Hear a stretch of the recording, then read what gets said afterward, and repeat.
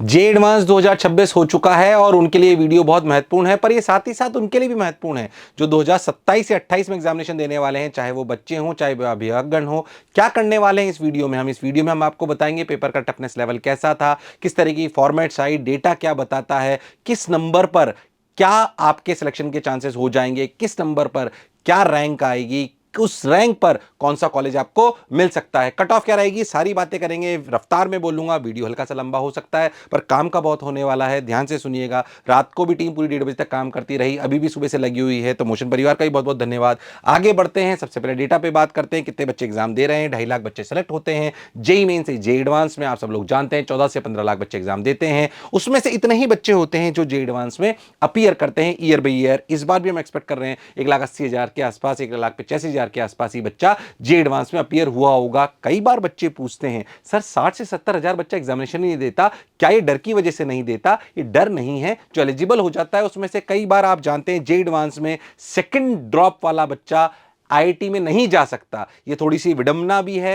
कि आईआईटी में वो बच्चा नहीं जा सकता जो दूसरे बार एग्जामिनेशन देगा 12th के बाद, उसको अलाउ नहीं करते, एनआईटी में करते हैं पर आईआईटी में नहीं करते। तो वो उनमें से 60-70 हजार बच्चों में से काफी सारी वो संख्या होती है जो सेकंड बार ड्रॉप लेता है, तो वो एनआईटी में चला जाता है, वो आईआईटी में नहीं जा पाता, और क्योंकि वो एलिजिबल ही नहीं है इसलिए उस पेपर को देता भी नहीं है। ऑल्दो ये मंच नहीं है, पर मुझे लगता है कि इसको भी अपने को ध्यान में रखना चाहिए। अगर पॉसिबल है तो सेकंड ड्रॉप के लिए एडवांस में बच्चों को अलाउ करना चाहिए, क्योंकि ग्रामीण परिवेश के बच्चे, हिंदी परिवेश के बच्चे कई बार एक साल में इस स्तर तक पहुंच नहीं पाते, उन्हें 2 साल चाहिए होते हैं। जो 9, 10th, 11th में तैयारी चालू कर दी वो तो शायद कर पाते हैं, पर जो पहले साल करते हैं उनके लिए ये संभव कई बार नहीं होता। खैर, उस मुद्दे को यहां रोकते हैं, आगे डेटा पे चलते हैं, फॉर्मेट पे बात करते हैं। फॉर्मेट अगर बात करें तो 360 नंबर का ही पेपर आया, हर पेपर जो 180 नंबर का था। फॉर्मेट्स में इसने बदलाव करी, सिंगल करेक्ट पहले पे आए 4 + 3 की फुल मार्क्स थे, -1 उसकी नेगेटिव मार्किंग थी। एमसीक्यू मल्टीपल करेक्ट, इसे एमएसक्यू भी बोलती है एडवांस, यानी कि इसमें एक से ज्यादा सवाल सही हो सकते हैं। +4 +3 +2 +1 ये पार्शियल मार्किंग है, अगर आप एक भी सही कर देंगे तो आपको एक नंबर मिलता जाएगा, पर एक भी गलत कर दिया तो -1 हो जाएगा। पिछली बार ये मार्किंग स्कीम -2 थी, यानी कि -2 से गलत करने पर पिछली बार -2 हो जाते थे, खतरनाक, बहुत खतरनाक मार्किंग स्कीम थी। इस बार -1 करा तो थोड़ी सी लीनियंसी करी गई है पार्शियल मार्किंग में, किसमें, एमएसक्यू वाले सवालों में। उसके अलावा इंटीजर टाइप दिए गए 4, उसके अलावा मैच द लिस्ट दिए गए 4, ये अपने को 4 जो मैच द लिस्ट थे उसकी -1 की फॉर्मेट दी गई। थोड़ा थोड़ा बदलाव इन्होंने करा है। तो पेपर 1 में 60 नंबर का पेपर पूरा ऐसा का ऐसा था, तो 4 4 4 4 16 सवाल आपके पूरे के पूरे आए थे। चलिए नेक्स्ट सुनते हैं। अच्छा, जो भी बच्चे मुझे सुन रहे हैं 2027-28 के लिए, उन्हें बता दूं, आपको पूरी की पूरी जो पीडीएफ है या आप नीचे लिंक दिए गए हैं उस पर से डाउनलोड कर सकते हो, अपने पास रख सकते हो, ताकि आपको बहुत फायदा आने वाले समय में हो। नेक्स्ट फॉर्मूले अगर बात करें तो सिंगल करेक्ट सवाल आए 4 + 3 -1, मल्टीपल करेक्ट यानी कि एमएसक्यू इस बार बढ़ा दिए गए है ना, 4 नहीं दिए गए, 5 कर दिए गए, पर स्कीम वही रखी गई -1 वाली। ऐसे न्यूमेरिकल वैल्यू टाइप 5 दिए गए, अगेन 5 कर दिए गए, उधर पीछे 4, तो 5 और 4 9 टोटल हो गए। ऐसे इसको +4 रखा गया और 0 रखा गया। अच्छा, अगर आप देखो तो पिछली बार 6 थे ये न्यूमेरिकल वैल्यू टाइप, तो इन्होंने क्या करा, इस बार पैराग्राफ जो दिए ना उसमें 2 पैराग्राफ दिए और 2 में दोनों 2 सवाल दिए, है ना, 2 सवाल दिए, और उनको जो यानी कि 2 सवाल दिए, टोटल कितने हो गए, 2 + 2 4 हो गए, ये 4 सवाल, तो 2 पैराग्राफ में हर पे 2। अच्छा, खास बात, ये पैराग्राफ टाइप जो था ना, ये इसमें ऑप्शन नहीं था, ये भी न्यूमेरिकल टाइप ही था। मतलब इसमें जो 2 सवाल दिए वो भी न्यूमेरिकल टाइप थे। तो अगर आप बहुत ध्यान से देखो तो इसमें न्यूमेरिकल टाइप कितने हो गए, 5 और 4 9। अगर ध्यान से देखो तो न्यूमेरिकल टाइप कितने हो गए, 5 और 4 9, और पहले कितने थे, 4।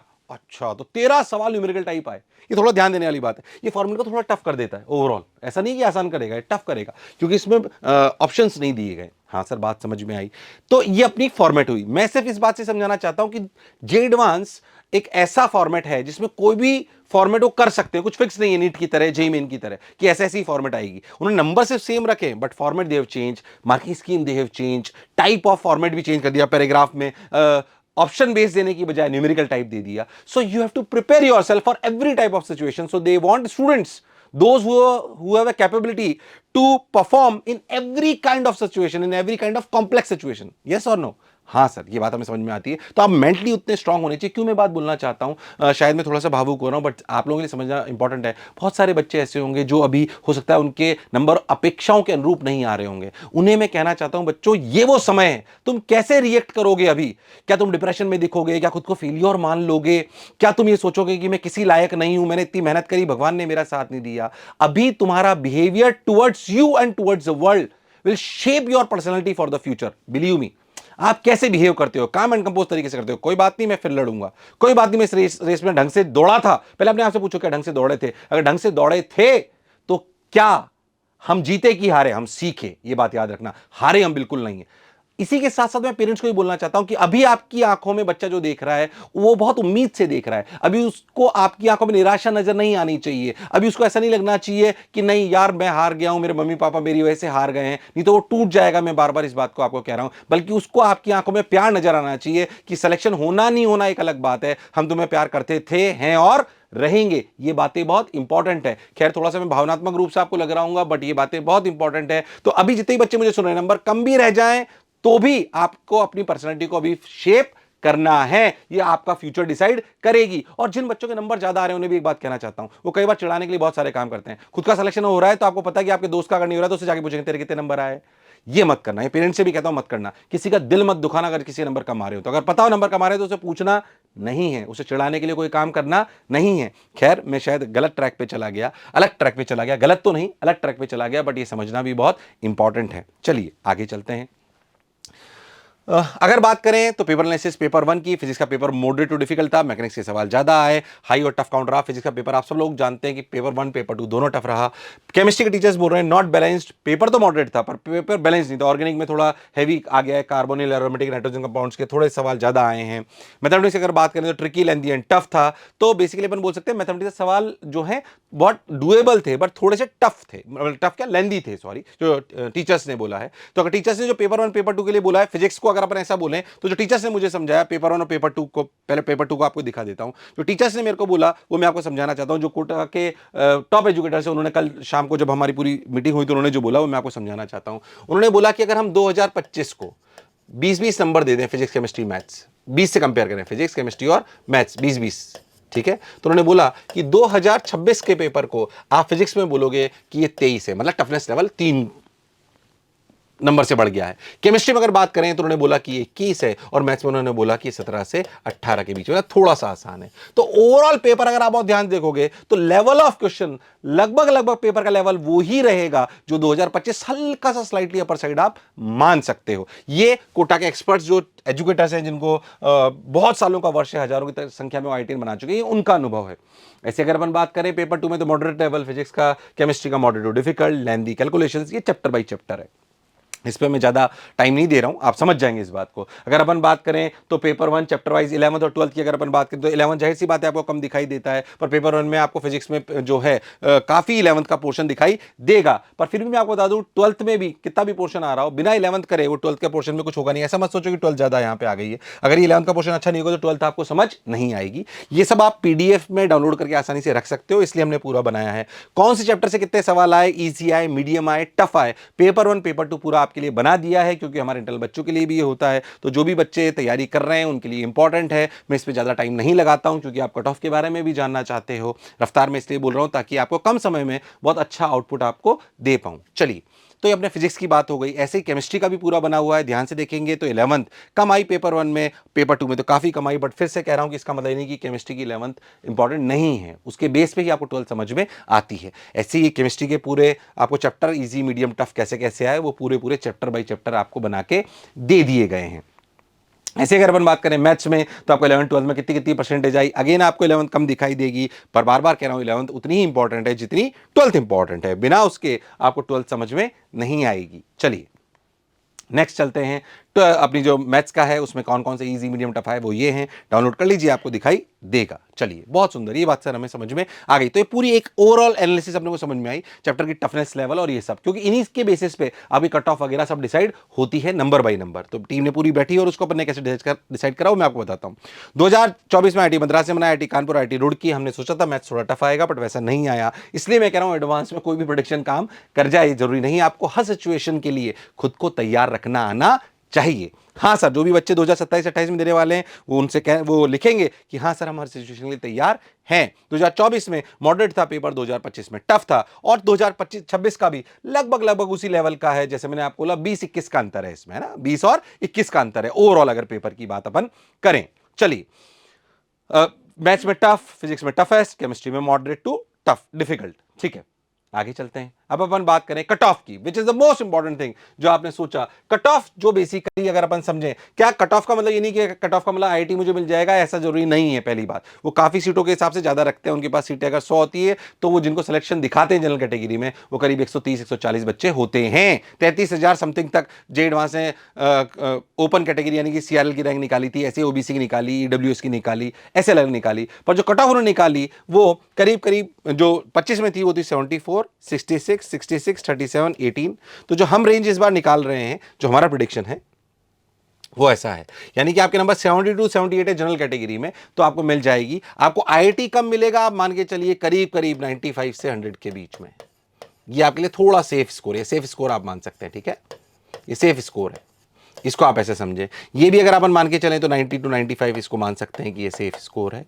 इधर अगर अपन बात करें तो अगेन 80 के आसपास आप मान सकते हैं, इधर आप 50 के आसपास मान सकते हैं, ठीक है, और इधर आप 40-45 के आसपास मान सकते हैं। सेफ स्कोर है for going to the colleges, ठीक है। प्रिपरेटरी में तो शायद और कम रहेगा, ये 16 से 20 ही रहता है, प्रिपरेटरी एक अलग कहानी है, तो उसको मेरे को प्रेडिक्ट नहीं करना चाहिए, यहीं पे मेरे को रोक लेना चाहिए अपने आप को।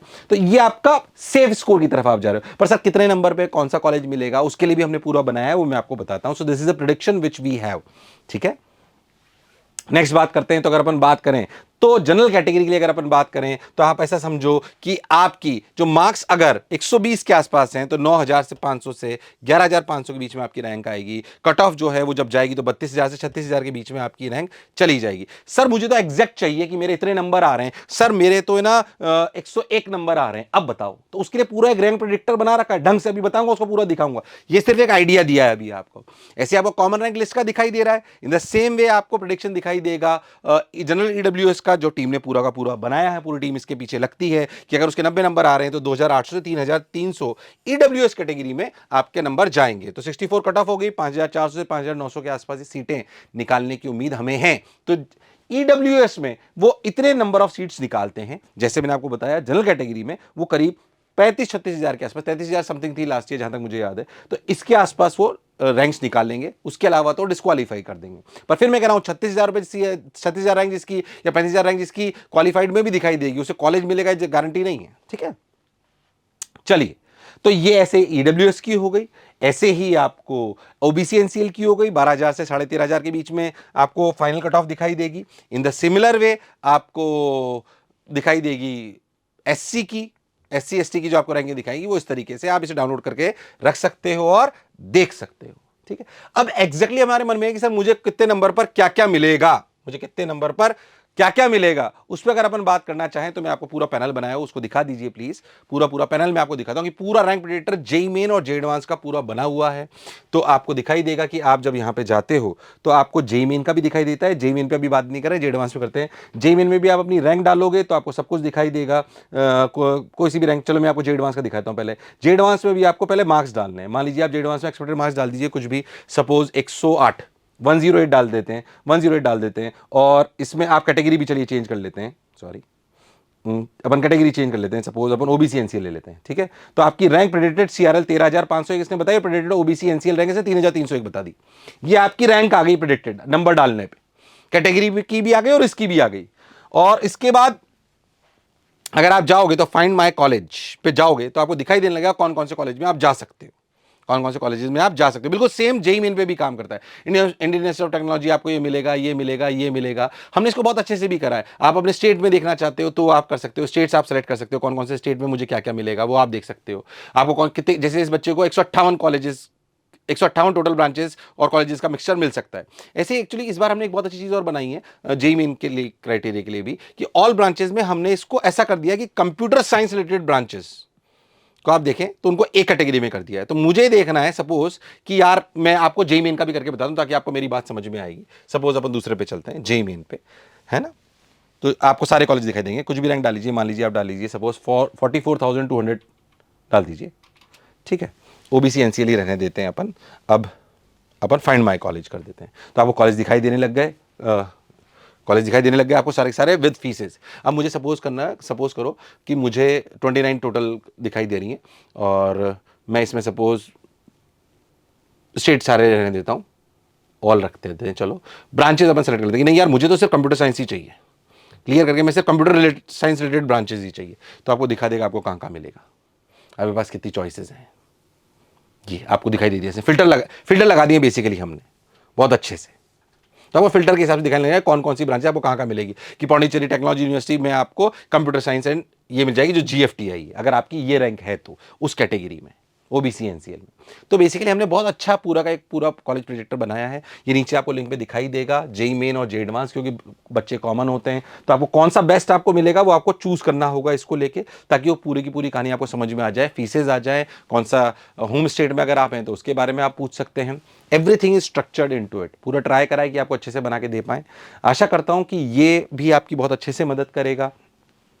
एक बात मैं फिर से बोलना चाहता हूं कि अगर आप 12th के साथ और मेरे वीडियो को देख रहे हो तो हो सकता है कई लोग फिर बोलें कि क्योंकि ये खुद लोग कोचिंग संस्थान चलाते हैं इसलिए बात बोल रहे हैं, पर मैं स्वार्थ से प्रेरित नहीं, शिक्षा से प्रेरित बोल रहा हूं, क्योंकि मैंने खुद ने भी ड्रॉप लिया था। अगर मन में जुनून है और क्षमता है और अभी अपने मनपसंद कॉलेज नहीं मिल रहा है तो 1 साल ड्रॉप लेने में कोई बुराई नहीं है, ये सच है।